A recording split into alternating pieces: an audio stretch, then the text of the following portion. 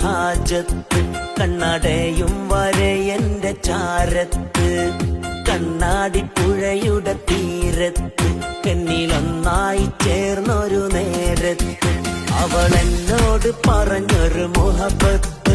ഇടനെഞ്ചിൽ വിരിഞ്ഞൊരു പൂമൊട്ട് മണ്ണിലൊന്നായി ചേരാൻ നെഞ്ചോട് ചേർക്കാൻ അല്ലാഹ് വിധി നൽകിയാൽ ഉള്ളിലുല്ലാസ പൂങ്കാറ്റായി നാളെ